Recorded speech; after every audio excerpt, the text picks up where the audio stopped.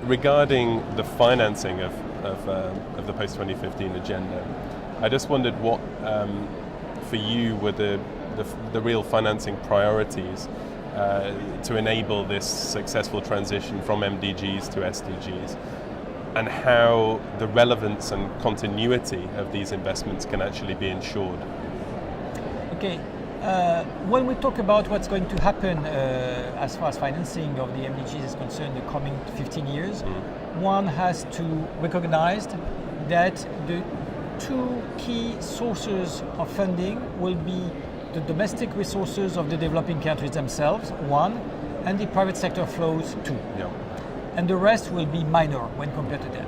So, to me, the major challenge that we face in the implementation of the developing of the agenda is in developing countries is will developing countries be convinced? Will they buy in fully, candidly, and so can we escape the fact that that what we talk about now is a kind of development community talk? So going into the real, having the ministers of finance of the country themselves buying it, willing, the heads of state, etc., the civil society of those countries, the private sector of those countries buying it is really what matters as far as governing flows is concerned. We will not achieve the future sustainable development goals if we don't have one, high growth in developing countries, which comes back also to macroeconomic policies, and second, a high growth that is targeted at achieving those goals in terms of policy allocation of funds, especially.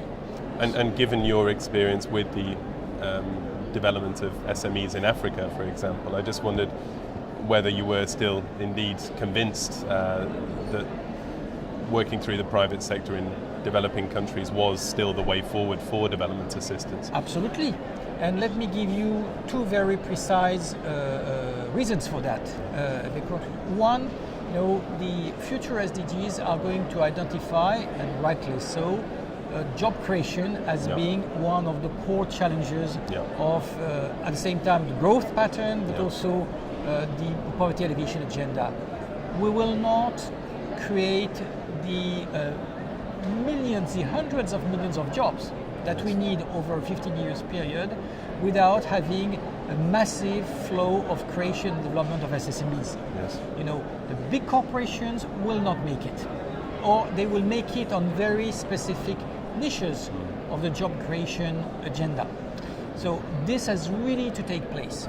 And if we don't have enough of a creation of those SMEs, and if that expand too fast, what will happen is that we may have a relatively high growth, but that will be quite focused in the extractive industries, in very specific industrial manufacturing sectors, and many people will remain outside of the benefits of growth. The second reason for that is that most of the impact on natural resources is generated actually by the billions of the initiative of individuals, people benefiting from microfinance grants or loans, or SMEs. And if this massive group of people, the hundreds of millions of small economic players in the world, do not embark on the ESG agenda, do not understand why and how they have to change practices, etc., the fight for the ecological fight for our global survival will be lost. So that's why we have to raise the importance of this specific agenda of the small private sector in developing countries as one of the top concerns that we have. Yes. And how do you enable these entrepreneurs to build their own capacity? Do they need more help or less help than they perhaps did in the past? What's your take on that? They need coherent public policies that target them by establishing regulatory frameworks that allow them to move out of the informal sector Yes. and operate in a much more convenient and easy way.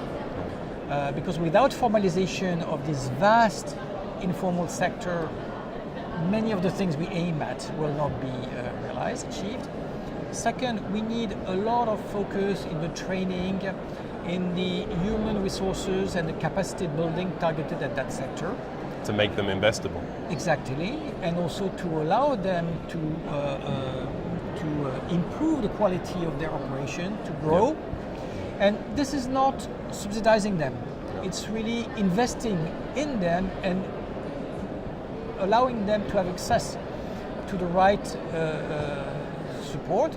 And finally, you have also the purely financial side. Yes. And to me, yes, there are probably areas of that agenda that need grant, subsidizing, but most of the financial flows that are necessary for those stakeholders is access to credit Yep. on reasonable grounds, access to equity, access to payment services. So we're talking about the way the financial sector at large may change its structures so as they become accessible to this category of players. And in this respect, there are, for instance, you could say that the energy agenda and the finance agenda is about the same. In the two cases, it's about allowing in a specific sector access to take place to a certain category of services, and playing on the quality and the quantity at the same time. So it's another area of convergence in that sense. Definitely.